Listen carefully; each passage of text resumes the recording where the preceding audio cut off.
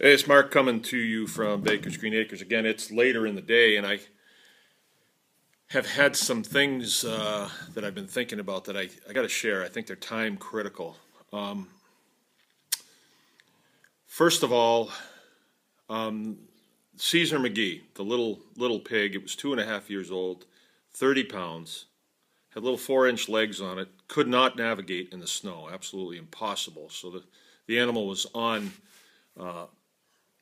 plowed ground when it was killed. This is a little animal that was a pet, had been in these people's care since it was shortly after it was born, and no different than a puppy or a kitten. And when it saw a human being, or what it thought was a human being, this conservation officer, he ran up to it. And you think of this guy, sees a little pig running towards him, and he pulls his weapon and shoots it, and then has the nerve to go back to the people and say he felt threatened by this little 30-pound pig, or 28-pound, I guess. I just think about that, and that, to me, that shows this culture of death. All right, human beings, us, we can distinguish the difference between a threat and a non-threat. This guy obviously was not able to determine the difference between those two.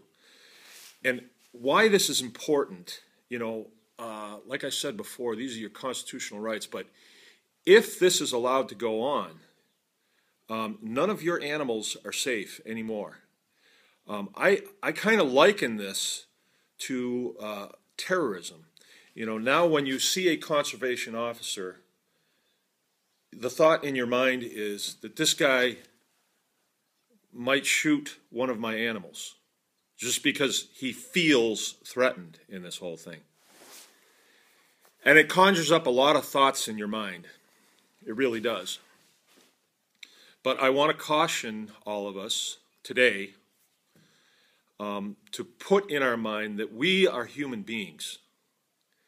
And what we don't want is any kind of retribution to this individual or the DNR offices or anything like that. We don't want that. That would be counterproductive, because I've heard some chatter, and that's not what we are about here. We're about liberty and justice, peace, and productivity. The culture of death is not about any of that. That's why shortly after this happened, their head spinmeister, Ed Golder, came out and said, oh yeah, it was justified. They want you to think that this guy was doing his duty. He's just doing his job, just like an SS stormtrooper, just doing his job.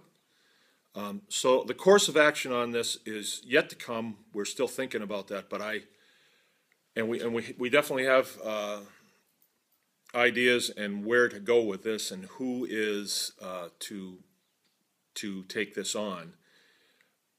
But I want to implore you, don't blow it by anybody confronting this individual or anything like that.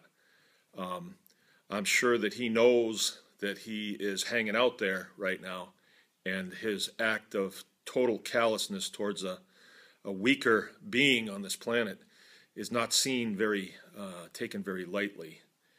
But we will see how that goes. But please, no retribution against that individual. Not at this time. No retribution. That has to be done properly so that a precedent is set. Thanks.